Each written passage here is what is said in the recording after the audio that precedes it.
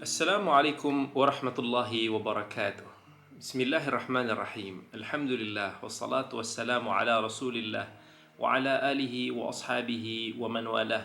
Rabbi shrah li sadri wa yassir li amri wahlul 'uqdatam min lisani yafqahu qawli amma ba'd. Alhamdulillah, apa khabar sahabat-sahabat semua, adik-adik semua yang dikasihi oleh Allah. Pada pagi ini insya-Allah kita akan berkongsi tentang sebuah topik yang berkaitan dengan taman-taman syurga. Kita semua hamba Allah memang nakkan syurga Allah. Syurga Allah ini adalah merupakan salah satu daripada kita beriman kepada hari akhirat. Itu merupakan salah satu daripada rukun iman. Kalau kita tidak percaya pada hari akhirat, maka kita tidak beriman kepada Allah. Kalau kita tidak beriman dengan syurga Allah dan juga neraka Allah, maka kita tidak sempurna iman kita terhadap hari akhirat yang merupakan salah satu daripada rukun iman. Jadi kita semua nak tahu tentang syurga Allah. Syurga Allah, kalau kita nak cerita tentang semua tentang aspek syurga Allah ni memang tak akan cukup masa. Tapi hari ini kita akan kongsikan sikit sebahagian daripada nikmat-nikmat di syurga. Syurga Allah ni Allah ganjarkan kepada sesiapa yang menyempurnakan ketaatannya di dunia. Jadi kalau kita dekat dunia ni betul-betul kita taat kepada Allah, kita jauhi daripada larangan Allah, insya-Allah nanti di akhirat kita akan dapat syurga Allah. Tapi kalau kita langgar selalu perintah Allah, kalau kita tak ikut apa Allah suruh, maka dekat akhirat nanti kita akan masuk di dalam neraka. Syurga Allah ni adalah tempat yang suci. Jadi orang-orang yang akan masuk ke syurga Allah adalah mereka-mereka yang telah suci daripada sebarang dosa. Untuk kita disucikan daripada dosa kita, yang pertama sekali, kalau dekat dunia ni kita bertaubat. Bila kita banyakkan istighfar, Allah akan ampunkan dosa-dosa kecil kita.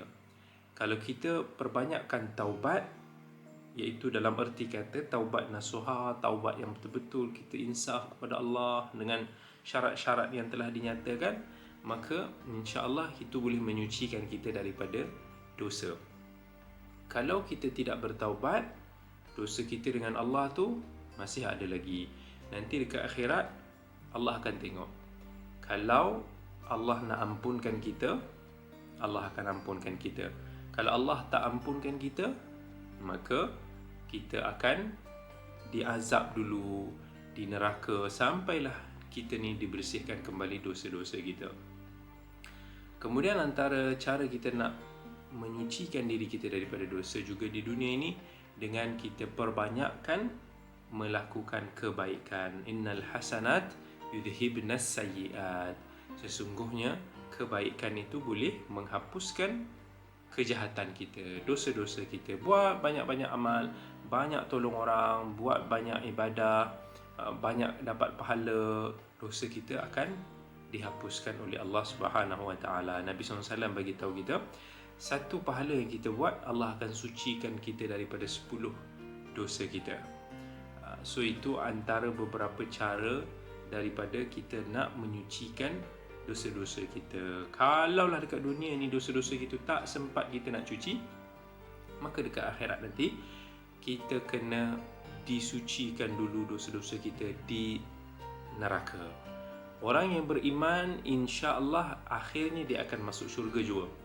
Tapi kalau dia masih lagi berdosa, maka dia kena dibersihkan dulu dosa-dosa dia.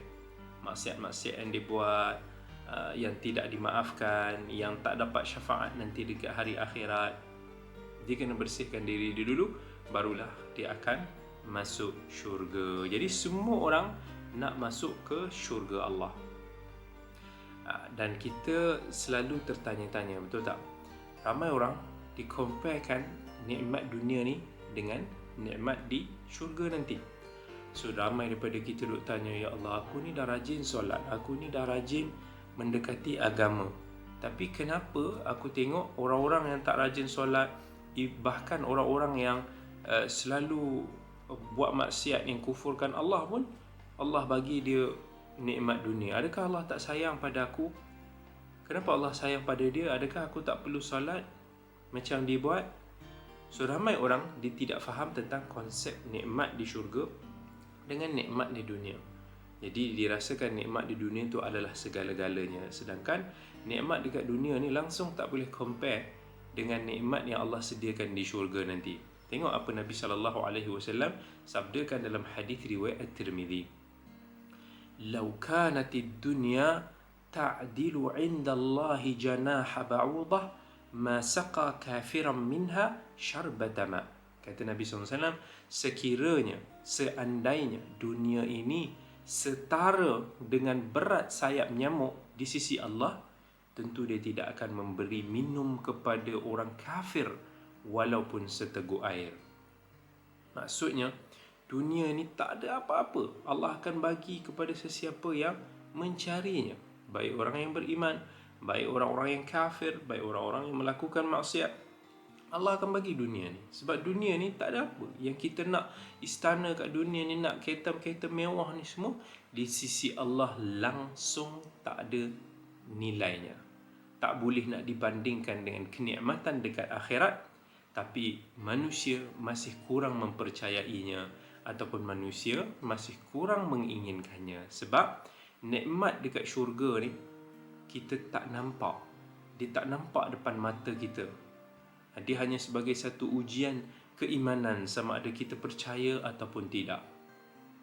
So kita jangan terpesona, leka sangat dengan dunia ni sampai kita lupa dengan nikmat akhirat. Allahumma la aisha illa aishul akhirah. Ya Allah, tiadalah nikmat sebenar kehidupan melainkan kehidupan di akhirat. Dan ucapan ini akan mengingatkan kita betapa tidak bernilainya dunia ini berbanding syurganya. Dan ini akan menyurutkan lagi kekaguman kita kepada dunia, kegairahan kita kepada dunia, kecemburuan kita terhadap nikmat dunia yang kerdil lagi sementara.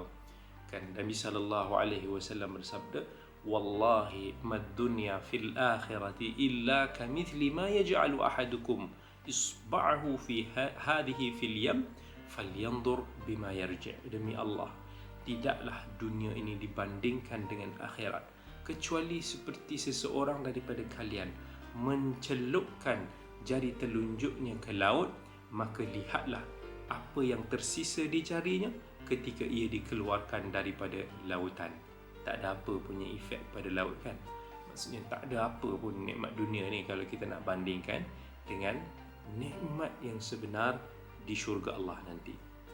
Baik semua, jangan ke mana-mana. InsyaAllah selepas ini kita akan bacakan lagi hadis-hadis Nabi SAW yang berkaitan dengan nikmat syurga yang sangat-sangat dahsyat. Jadi jangan ke mana-mana. InsyaAllah kita bertemu lagi selepas ini. Didik TV KPM.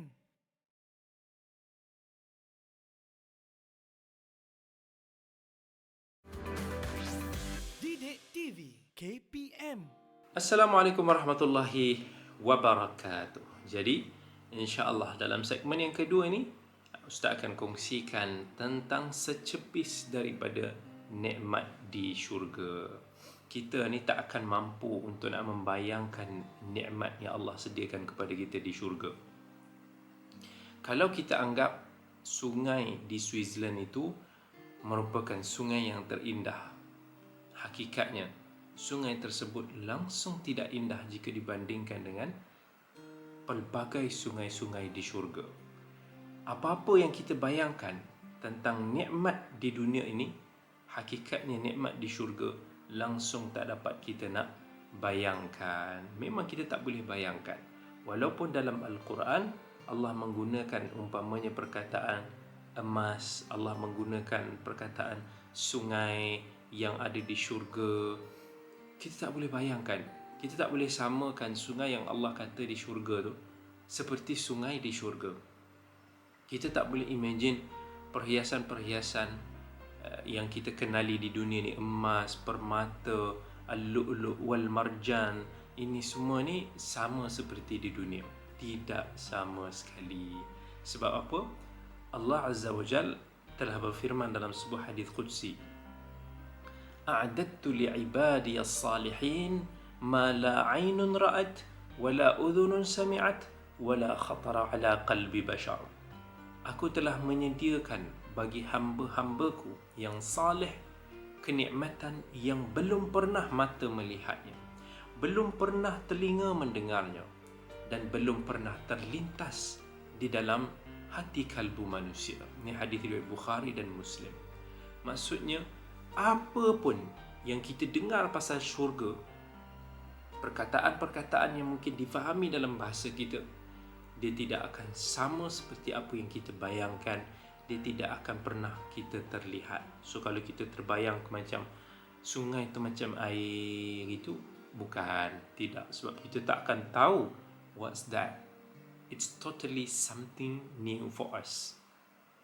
Baik, tahukah kita di syurga Allah itu terdapat sebatang pohon yang sangat besar, sampai apabila seseorang itu melalui bayangannya, 100 tahun berkenderaan pun belum mampu untuk nak merentasinya.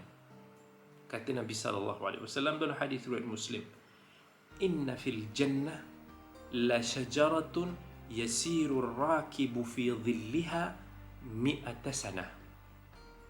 Sesungguhnya di dalam syurga itu terdapat sebatang pohon yang apabila seseorang yang berkenderaan menyusuri bayangannya, diperlukan kepada tempoh 100 tahun.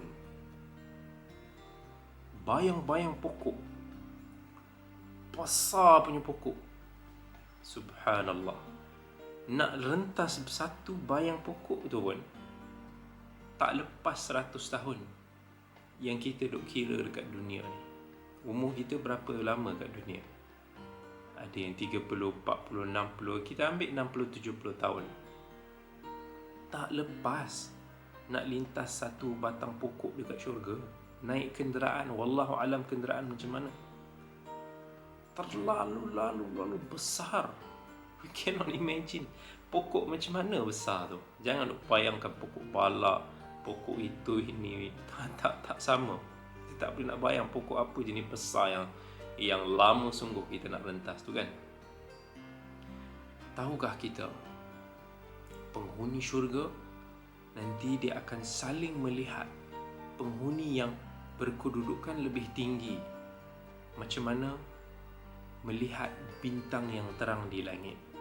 Kata Nabi SAW dalam hadis riwayat Muslim, inna ahlal jannati la yatara'awna ahlal ghurafi min fawqihim كما تتراءون الكوكب الدري الغابر من الأفق من المشرق أو المغرب لتفاضل ما بينهم قالوا يا رسول الله تلك منازل الأنبياء لا يبلغها غيرهم قال بلى والذي نفسي بيده رجال آمنوا بالله وصدقوا المرسلين. Kata Nabi SAW, sesungguhnya penghuni syurga mampu untuk melihat penghuni ghurfah, tingkatan yang berada di atas mereka, sebagaimana kamu melihat bintang yang terang di langit yang bergerak di ufuk dari timur ke barat. Demikian itu kerana perbezaan darjat di antara mereka. Para sahabat pun bertanya, wahai Rasulullah, itu adalah tingkatan khusus untuk para nabi yang tidak mampu dicapai selain mereka? Adakah, maksudnya kata sahabat, adakah itu hanya satu tingkat khas untuk para nabi, orang lain tak boleh nak capai? Nabi SAW jawab, tidak. Demi jiwaku yang berada di tangannya, bahkan itu adalah tingkatan untuk beberapa orang yang beriman kepada Allah dan membenarkan para rasulnya. Demikianlah hadis yang diriwayatkan oleh Al-Imam Muslim. Kita baru sebut tentang 2 nikmat di syurga. Banyak lagi nikmat-nikmat yang Allah sediakan kepada kita di syurga. Kita tak mampu untuk nak sebutkan semuanya. Banyak hadis-hadis yang disabdakan oleh Nabi kita sallallahu alaihi wasallam. Banyak juga yang telah difirmankan oleh Allah Azza wa Jalla dalam Al-Quran. Tetapi cukuplah pada segmen kali ini kita akan berkongsi sebahagian secebis daripada nikmat yang disampaikan kepada kita.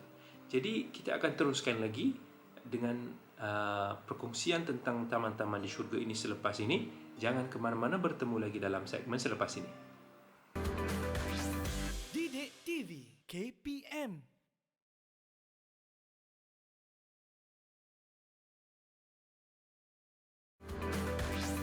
Didik TV KPM.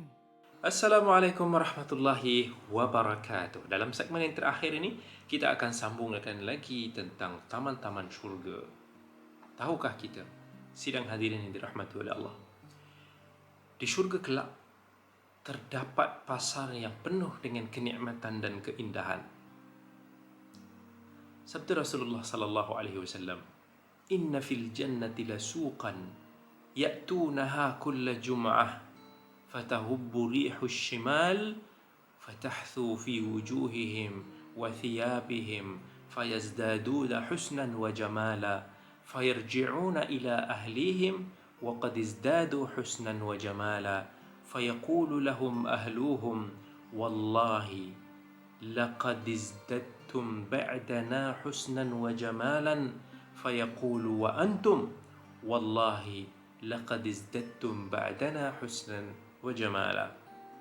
Maksudnya, sesungguhnya di syurga nanti terdapat pasar yang dikunjungi penghuni syurga setiap hari Jumaat. Lalu bertiuplah angin daripada arah utara yang menerpa wajah dan pakaian mereka, sehingga mereka semakin menarik dan tampan, ataupun kalau wanita cantik. Kemudian mereka akan pulang menemui keluarga mereka dengan wajah yang semakin tampan dan menarik. Dan keluarga mereka pun akan berkata, "Demi Allah, kamu semakin bertambah tampan dan menarik." Lalu mereka menjawab, "Demi Allah, kamu juga semakin bertambah indah dan semakin menarik setelah kami pergi." Subhanallah, subhanallah. Maksudnya kita, baik lelaki atau perempuan, dekat syurga nanti, setiap kali kita pulang, setiap detik, setiap masa tu, kita akan bertambah handsome, bertambah cantik. So jangan risau kalau kita kat dunia ni nampak macam kita rasa diri kita ni kurang menarik dari segi rupa. InsyaAllah, beramallah sebanyak mungkin dapatkan syurga Allah. Itu semua tidak menjadi kerisauan kita. Tahukah kita, di syurga kelak segalanya dipenuhi dengan nikmat yang berkekalan.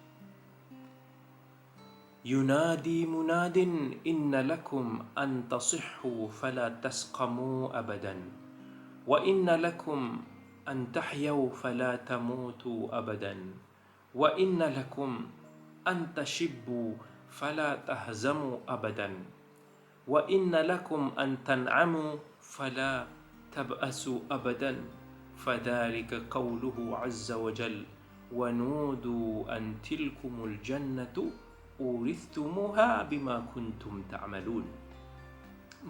Malaikat akan menyuruh dekat syurga kelak, sesungguhnya kalian akan selalu sihat dan tidak akan pernah sakit selama-lamanya. Kalian akan selalu hidup dan tidak akan pernah mati selama-lamanya. Kalian akan selalu muda dan tidak akan pernah tua selama-lamanya. Kalian akan sentiasa mendapat kenikmatan dan tidak akan pernah mendapat kesulitan selama-lamanya. Demikianlah maksud daripada firman Allah. Diserukan kepada mereka, itulah syurga yang telah diwariskan kepada kalian atas segala amalan yang telah kalian kerjakan. Hadis riwayat Muslim. Sahabat-sahabat semua yang dirahmati oleh Allah, tahukah kita dekat syurga nanti betapa indah khemah-khemah gergasi yang disediakan buat ahli syurga. Sabda Nabi sallallahu alaihi wasallam, "Fil jannati khaymatun min lu'lu'atin mujawwafah, 'arduha 60 mila, fi kulli zawiyatin minha ahl, ma yarawna al-akharin yatufu 'alaihimul mu'min." Sesungguhnya dekat syurga nanti akan terdapat khemah yang diperbuat daripada mutiara yang berongga. Luasnya 60 batu, di setiap sudut ada penghuni bidadarinya. Mereka tidak mampu untuk melihat penghuni yang berada di sudut lain. Orang mukmin mengunjungi mereka secara bergantian. Hadis riwayat Muslim. Dan setelah semua nikmat Allah yang sebenar ini, adakah kita masih lagi mendambakan syurga palsu dunia? Pernah satu ketika Umar bin Al-Khattab radhiyallahu an, dia nampak Nabi masa bangun daripada tidur ada bekas dekat tubuh Nabi. Sebab Nabi ni tidur atas pelepah-pelepah, jadi berbekas-bekas, berbelak-belak badan Nabi SAW.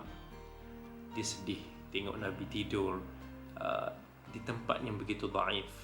Dia kata, ya Rasulullah, raja di Parsi, raja di Rom berada di dalam kemewahan, sedangkan kamu yang merupakan insan pilihan Allah, tapi kamu kelihatan dhaif sebegini ya Rasulullah. Maka Nabi pun bangun, duduk, senyum, dan dengan nada lembut dikata kepada sahabatnya itu, Afi syakkin anta ya ibn al-Khattab, ulaika qaumun ujjilat lahum tayyibatuhum fil hayatid dunya. Dalam riwayat lain, ama tarda an takuna lahumud dunya walana al-akhirah. Adakah kamu berada di dalam keraguan, wahai anak kepada Al-Khattab? Mereka itu golongan yang disegerakan keindahan mereka dalam kehidupan dunia. Dalam riwayat yang lain, tidakkah kamu redha apabila dunia itu menjadi milik mereka dan akhirat pula menjadi milik kita? Jadi, sahabat-sahabat semua, kita raihlah syurga Allah dengan amal salih kita di dunia, dengan menjauhi dosa-dosa, larangan-larangan yang telah Allah tegah kepada kita semua. Sentiasa dapatkan pengampunan daripada Allah, sentiasa cari kemaafan daripada manusia. Kita minta kepada Allah, selamatkanlah aku daripada azab di dunia dan juga di akhirat. Moga-moga kita semua dikurniakan syurga Allah. Nanti kita akan bertemu lagi dalam episod yang akan datang. Aqulu qawli hadha wa astaghfirullahal azim li wa lakum. Wassalamualaikum warahmatullahi wabarakatuh. Jumpa lagi.